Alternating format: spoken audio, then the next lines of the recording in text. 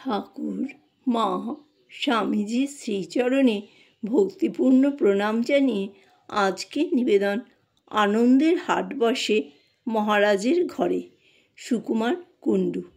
জীবন চলছিল স্বাভাবিক নিয়মে আর 5 জন মানুষের মতো। কখনো কখনো মনে হতো চলাটা যেন ঠিক হচ্ছে না। সর্বনিয়ন্তা ঈশ্বরের কথা ভাবা দরকার। আমাদের পারিবারিক ধর্মীয় পরিবেশ ছিল গোড়া বৈষ্ণবীয়। মন তাতে ভরত না। এক সময় মনে হতো বেলুড় মঠে যাব।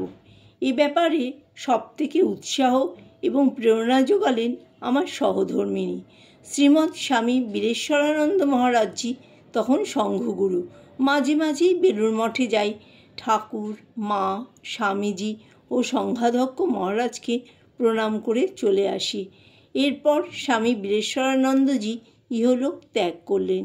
এলেন একাদশ সংঘগুরু শ্রীমৎ স্বামী গম্ভীরানন্দজি মহারাজ। সংঘগুরুকে প্রণাম করতে যাই, কিন্তু মন্ত্র দীক্ষা নেয়ার কথা তখনও মনে হয়নি। মঠে যেতে অবশ্য ভালোই লাগতো। একদিন তিনিও চলে গেলেন। এলেন দ্বাদশ সংঘগুরু শ্রীমৎ স্বামী ভূতেশানন্দজি মহারাজ। বেলুড় মঠে যাওয়ার মাত্রা ক্রমেই বাড়তে লাগলো, কারণ মহারাজ ভক্ত সংঘ করেন, কথা বলেন, প্রশ্নোত্তর হয়। আনন্দের হাট বসে মহারাজের ঘরে। ব্যবহারিক জীবনে সেই সময় একটা বিশেষ কাজ করার জন্য বদ্ধপরিকর ছিলাম। জেদ চেপে গিয়েছিল, কাজটা করবই করব। অনেক চেষ্টা করা সত্ত্বেও কিন্তু কাজটা শেষ পর্যন্ত হলো না। মনটা খুবই ভেঙে পড়ল। নিজেকে একান্ত অসহায় মনে হলো, ঠিক যেন এক অভিভাবকহীন শিশু অথবা হালছাড়া এক নৌকা। মনে হলো আমার অবশ্যই একজন অভিভাবক বা গুরু চাই। পূজনীয় মহারাজ তখন মুম্বাইতে চিকিৎসাধীন। স্থির করলাম মহারাজ ফিরলেই দীক্ষা নেব। মহারাজ ফিরলেন এবং অল্প দিনের মধ্যে সহজভাবেই আমাদের মন্ত্র দীক্ষা হয়ে গেল। অতঃপর একটি নতুন জীবন শুরু হলো। মহারাজের কাছে আসি, প্রণাম করি, বসি, কথা শুনি, বড় ভালো লাগে। ক্রমশ আরও আশা বাড়তে লাগলো। কাজ কারবার বাড়াবার আগ্রহ কমতে লাগলো। বিকাল হলেই মনে হয় মহারাজের কাছে যাই। কিসের যেন একটা আকর্ষণ। কথামৃতের সেই আফিং খাওয়া ময়ূরের মতো আমার দশা। মহারাজের সঙ্গে ব্যক্তিগত পরিচয় হলো। মহারাজ দেখতেন, প্রণাম নিতেন। বিশেষ বিশেষ দিনে সাক্ষাতে কথা হতো। মহারাজই প্রথম বোঝালেন ঈশ্বরলাভই মানুষ জীবনের উদ্দেশ্য। ভগবান সত্য আর সব মিথ্যা। ভাগবত জীবনেই সুখ, শান্তি, আনন্দ সব আছে, অন্য কোনো কিছুতেই নেই। বন্ধু বান্ধব, আত্মীয় স্বজন সবাইকে প্রায় ভুলেই গেলাম। রোজ মঠে আসতে লাগলাম। কাজ কারবার প্রায় ছেড়েই দিলাম। ভাবলাম চলে গেলেই হলো। বড়লোক তো অনেক আছে, সুখে আছে কজন। আমি মহারাজকে পেয়ে খুব খুশি।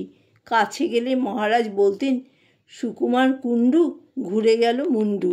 আমার বন্ধুবান্ধব অনেকেই বলে তোমার অনেক পরিবর্তন হয়েছে, তুমি তো আগে এমন কখনো ছিলে না। ওরা আমার পূর্বজীবন দেখেছে, পরের জীবনও দেখেছে, কাজেই ওরাই জানে পরিবর্তনটা কত।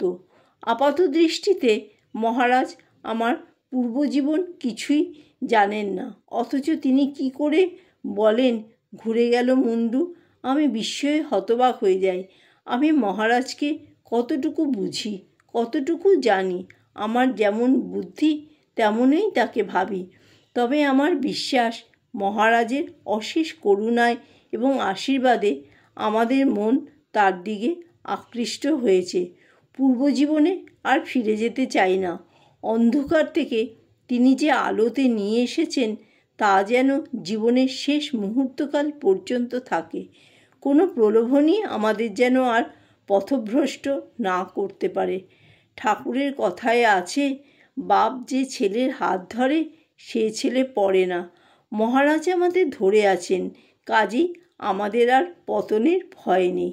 ঠাকুর, মা, স্বামীজি ও মহারাজের শ্রীচরণে আমাদের প্রার্থনা আমরা যেন কোনো দিন তাদের ভুলে না যাই এবং দিনে দিনে তাদের চরণে আমাদের অনুরাগ যেন বৃদ্ধি পায়।